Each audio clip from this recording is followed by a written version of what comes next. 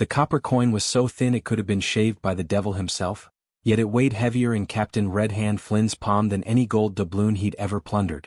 Port Royal's noon sun hammered the market square, turning every plank and puddle into a skillet, but Flynn's boots froze atop a crate of overripe guava as a single sound knifed through the carnival roar, the hollow clack of an empty tin cup scraping stone. He turned. 10 paces away, a girl, bare feet black with tar, dress stitched from sugar sack rags, knelt beside the executioner's block, cup raised to a crowd too busy bargaining for slaves to notice her ribs counting themselves beneath her skin. One coin. One heartbeat. One choice. The smell hit him next, a sour mix of molasses, sweat, and fear that always preceded the governor's gallows. Today the gallows were empty, but the scent lingered like prophecy. Flynn's fingers tightened around the coin's edge until the copper bit his scarred skin.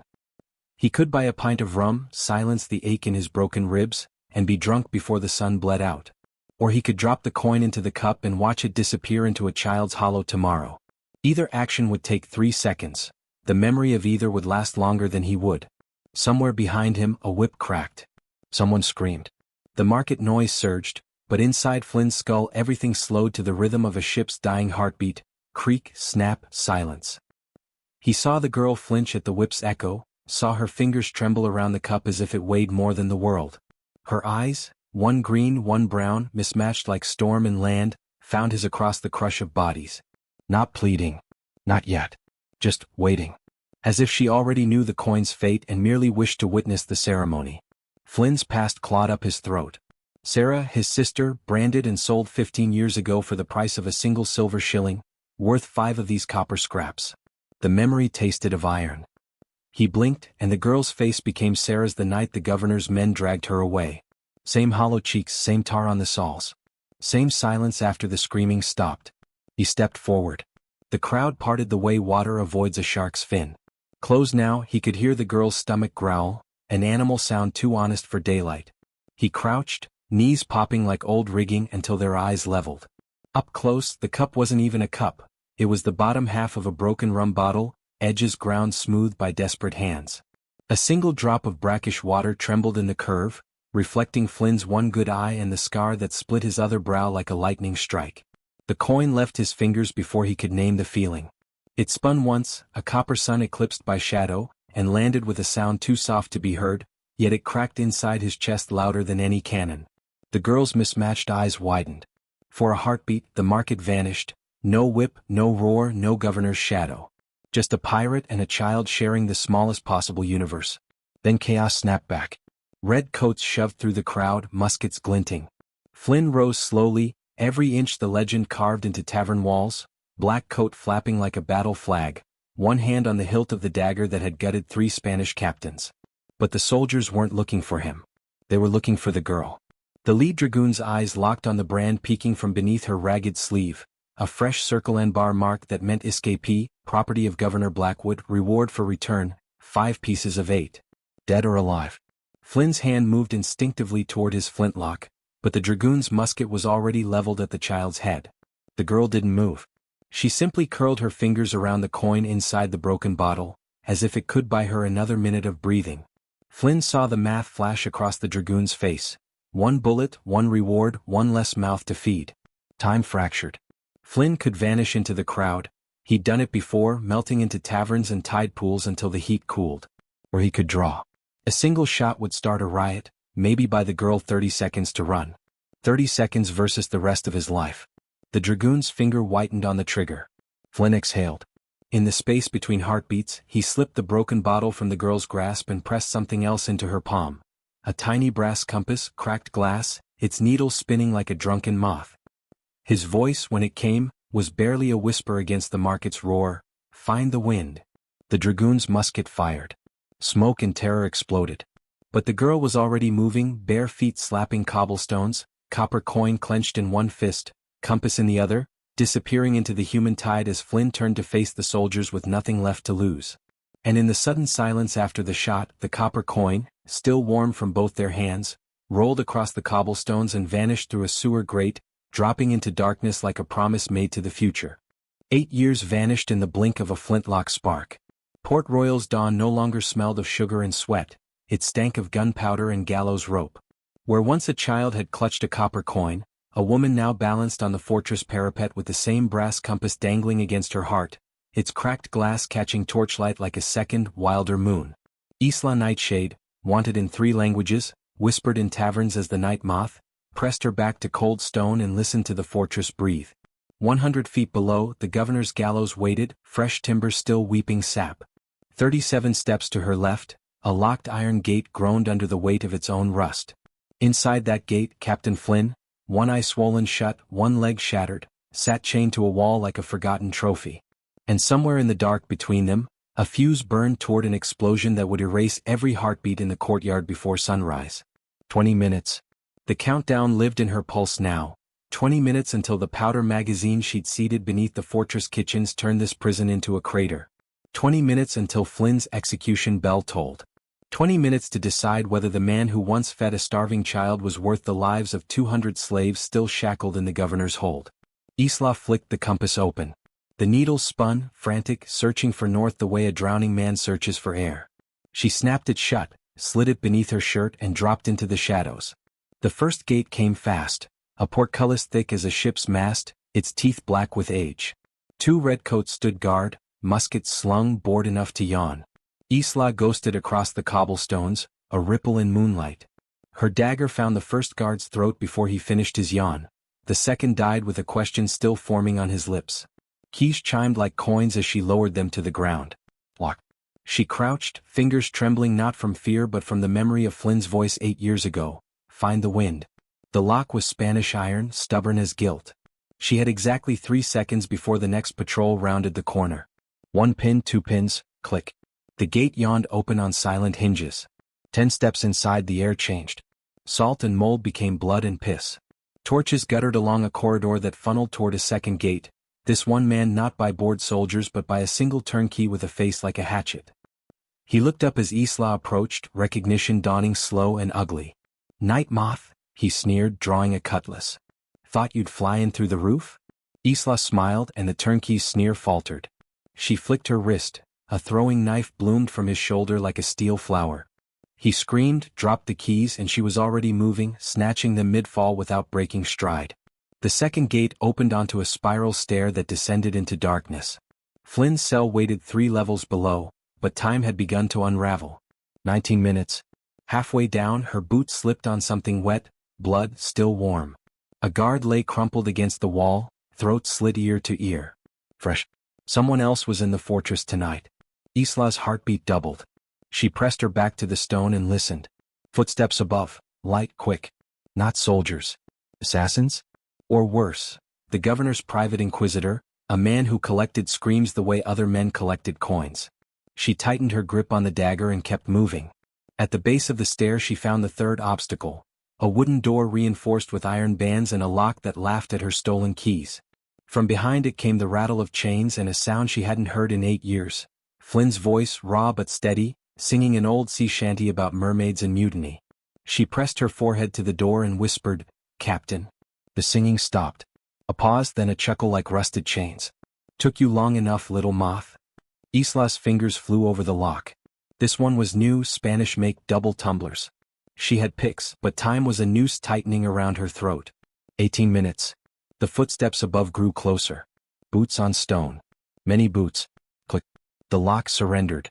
She shoved the door open and froze. The cell was empty. Not abandoned, empty. Chains lay coiled like dead snakes on the floor, still warm. A single drop of fresh blood glistened on the straw. Flynn's shanty echoed from somewhere deeper in the fortress, but it wasn't coming from here. Isla spun, dagger raised, just as a shadow detached from the corridor wall. A woman stepped into the torchlight, governor's daughter, Eliza Blackwood, in a gown of midnight silk and a smile sharp enough to cut glass. In one hand she held a key, in the other Flynn's compass. "Looking for someone?" Eliza asked, voice honey over broken glass. "My father moved him an hour ago. Execution yard. Faster fuse, bigger spectacle." Isla's world tilted. The powder barrel beneath the kitchens. Eliza knew. All of it. Eliza tilted the compass, watching the needle spin. "Pretty trinket." He said it pointed to justice. "Shall we see where it points now?" From the corridor beyond came the clang of iron doors and the thunder of approaching boots. Isla backed into the cell, mind racing. Flynn wasn't here. The fuse was burning. And the woman holding the compass was the one person she couldn't afford to trust. Eliza smiled wider. Tick-tock, night moth. Wrong cell, love. Shall I show you the right one? 18 minutes until the powder magazine under the fortress kitchens blossomed into sunrise made of shrapnel. 18 minutes until Flynn's neck felt the nooses bite. Isla's pulse kept perfect time with the fuse, one frantic beat for every second stolen from death. She stood at the foot of the spiral stair, moonlight behind her, torchlight ahead, the governor's daughter Eliza blocking the only path like a silk-clad blade. Flynn's brass compass dangled from Eliza's gloved fingers, its cracked glass winking betrayal. Tick-tock, Eliza whispered, the words curling with perfume and gun smoke. Shall we test whose fuse burns faster, yours, mine, or his? Isla tasted iron. Somewhere above, boots hammered stone, 6 guards, maybe 7, closing like a fist. Somewhere below, Flynn sang his mutinous shanty, voice frayed but defiant. The corridor between them was a throat lined with iron teeth, 3 locked gates, each hungrier than the last. Obstacle 1, the portcullis she'd already passed, now slammed shut behind her, its teeth kissing the ceiling. No retreat.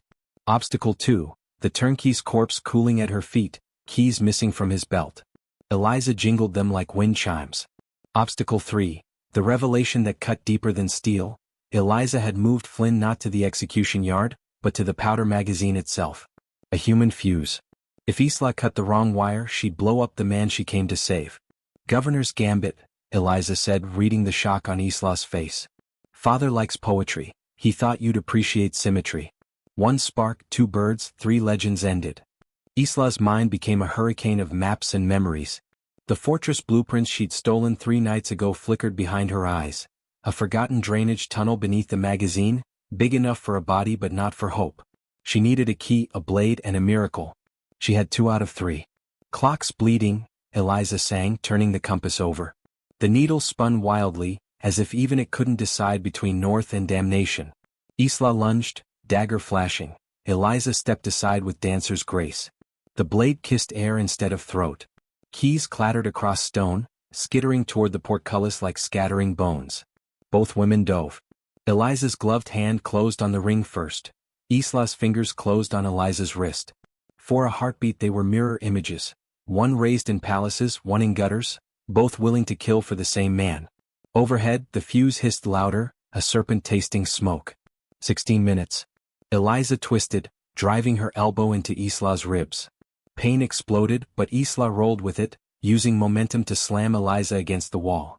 Stone scraped silk. The compass flew free, clanging off the floor, spinning like a coin deciding fate. Isla snatched it midair, warm metal, Flynn's blood still crusted on the chain. The needle quivered, then pointed, not north, not south, but straight through the wall behind Eliza. A hidden door. Isla's heart stuttered. Blueprints hadn't shown it, but the compass had always been more than brass and glass. It was promise. She kicked the wall. Hollow. Again. Wood splintered, revealing a narrow maintenance shaft slanting downward into darkness that smelled of saltpeter and old fear. A draft sucked at her hair, air moving toward the magazine. Eliza's laugh was a broken bell. That tunnel feeds the magazine's air vent. Crawl through and you'll arrive just in time to kiss him goodbye. Isla hesitated 1 beat. The shaft was barely wider than her shoulders, lined with iron rungs slick with grease. If Eliza was lying, Isla would emerge inside the blast radius. If Eliza was telling the truth. 15 minutes. From the courtyard above came the distant boom of the execution drum, slow, deliberate, counting down to Flynn's last heartbeat. Each thud felt like a coffin nail. Eliza straightened, smoothing her gown as if preparing for a ball. Choose, night moth. Heroism or survival. You can't have both. Isla looked at the compass one last time. The needle had stopped spinning. It pointed into the shaft like a finger of fate. She tucked it between her teeth, tasted Flynn's dried blood and her own fear, and swung into the darkness. The shaft swallowed her whole, grease, rust, and the distant roar of the fuse growing louder with every rung. Behind her, the portcullis groaned open. Boots thundered. Eliza's voice followed, velvet over steel. Bring her alive, until the explosion erases all evidence. Isla descended into black, hands burning, mind racing. Each rung was a heartbeat stolen from death. The fuse's hiss became a scream. She could feel heat rising below like dragon breath. 14 minutes. At the bottom of the shaft, her boots splashed ankle-deep in stagnant water. A grate barred her way, iron bars thick as a man's wrist. Beyond them, the magazine's glow, crates of powder stacked like coffins, and in the center, chained to the keg labeled Hellfire, Captain Flynn, shirtless, bleeding, grinning like a devil who just learned the joke was on heaven itself. "Told you the compass pointed to justice," he rasped, voice barely audible above the fuse's serenade. "Though I'd hoped for a bigger rescue party." Isla's fingers flew to her belt. One lockpick left. The fuse, now visible, was a red worm crawling toward annihilation, 13 minutes and counting. She shoved her arm through the grate, lockpick trembling between teeth and torchlight. Flynn's eyes met hers, storm gray, unafraid. "You came back for a washed-up pirate," he said softly. "Must be love." "Must be insanity," she muttered, metal clicking against metal. The lock resisted, stubborn as regret. 12 minutes. 11. From above, the drumbeat stopped. Silence fell heavier than chains. Then a new sound, boots descending the shaft behind her, deliberate, unhurried. Eliza's perfume preceded her like a funeral bell. Isla's pick slipped. The lock clicked once, false hope. 10 minutes. Flynn's voice dropped to a whisper. "Listen. The powder's not the only fuse. Governor's got a second charge under the slave hold. If I die, they all die. If you pick this lock, you choose every chain or every life." The lock clicked again, this time true. The grate swung open with a shriek. Flynn's chains remained. One padlock, one key. The key ring, still in Eliza's hand at the top of the shaft. 9 minutes. Isla looked up the shaft. Torchlight flickered, Eliza descending, keys glinting like teeth. She looked at Flynn, chains, countdown, impossible choice. She looked at the compass still clenched between her teeth, its needle now spinning wildly, as if even destiny had lost its bearings. 9 minutes to become legend or ash. 9 minutes to save one man or 200.9 minutes to decide what kind of justice the night would remember. From the darkness above, Eliza's voice floated down, soft as silk and sharp as betrayal. "Tick-tock, night moth. The door's open but the price just went up. 9 minutes until the governor's poetic justice painted the harbor red. 9 minutes until the night moth's legend burned to ash, or soared forever." The powder magazine pulsed like a dying star. Crates of Hellfire towered around Isla and Flynn, each stamped with the governor's crest, a vulture perched on crossed shackles. A single fuse, thick as a man's thumb, snaked across the floor and disappeared into the wall, hissing toward the magazine next door where 200 chained souls waited for a sunrise they might never see. The air tasted of sulfur and salt water and Flynn's blood where the shackles bit his wrists. Above them, the execution drum had ceased its countdown. In its place came a newer, colder rhythm. Cavalry boots on stone, moving in perfect lockstep. Governor Blackwood had arrived and he had brought an audience. Isla's fingers were raw from lockpicking, but the final padlock on Flynn's ankle chain refused to yield. Each metallic click echoed like a death knell. 8 minutes. Flynn laughed, actually laughed, the sound scraping rust from the air. "You know what's funny?" he rasped. "I always wanted to die rich. Looks like I'm about to die expensive." Isla didn't answer. She was staring at the fuse, mind racing down corridors of impossible math. Cut it here and the magazine stayed intact. But the second charge under the slave hold would still detonate. Let it burn and she could maybe pick the second lock in time, except Flynn's leg was shattered, and the cavalry would ride them down before they cleared the courtyard. Every path ended in ghosts. 7 minutes. A shadow detached from the stairwell. Eliza Blackwood stepped into the lantern glow, gown torn, face streaked with powder soot, eyes bright as cut glass. In one hand she held the key ring, in the other a tiny hourglass, sand falling faster than the fuse. "I lied," she said simply. "The governor never intended to trade. He wants the night moth alive, for the spectacle. But the fuse? That's mine. I light what I want to burn." Isla's dagger was in her hand before the last grain fell. Eliza didn't flinch. "You have two choices," Eliza continued, voice steady as a surgeon's cut. "Use the key, free Flynn, and let the slave hold explode. 200 voices silenced, but the legend lives. Or," she tilted the hourglass, letting sand cascade, "I give you the location of the second fuse. You save them, but the cavalry will be here in 4 minutes. Flynn hangs. You die. The legend dies with you. 6 minutes." Flynn's laugh had turned bitter. "Pick the crowd, kid. Pirates don't get monuments." Isla looked from the fuse to Flynn's eyes, storm gray, unafraid, already forgiving her. Then she looked at the compass still clenched between her teeth. Its needle spun wildly as if even magnetism had abandoned her. 5 minutes. From above, the cavalry commander's voice boomed, echoing down the shaft. Surrender the pirate and the girl. The governor grants mercy, after the hanging. Boots thundered closer. Torches painted the walls orange and black.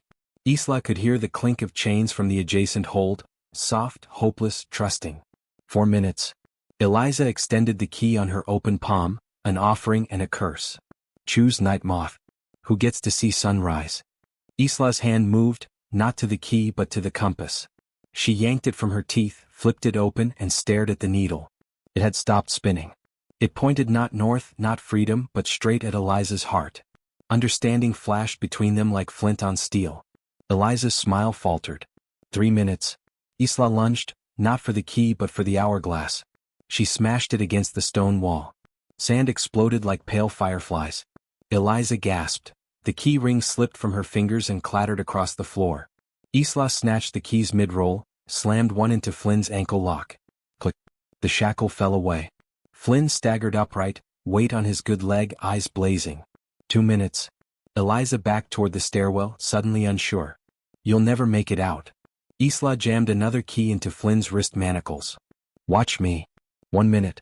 The fuse hissed louder, a serpent tasting the edge of forever. From the slave hold came a child's voice, a single whispered mama. The sound cracked Isla's chest open like a cannonball. She spun, dagger flashing, and sliced the fuse clean. Silence. Then she spun back, grabbed Flynn's arm, and together they lurched toward the maintenance shaft she'd found earlier, narrow, greasy, leading up and out. Eliza stepped aside, eyes wide as if seeing the Night Moth for the first time. You just chose mortality. Isla paused at the shaft's mouth, compass clenched in her fist. I chose justice. Legends are for ghosts. She shoved Flynn into the shaft ahead of her, then turned to Eliza one last time.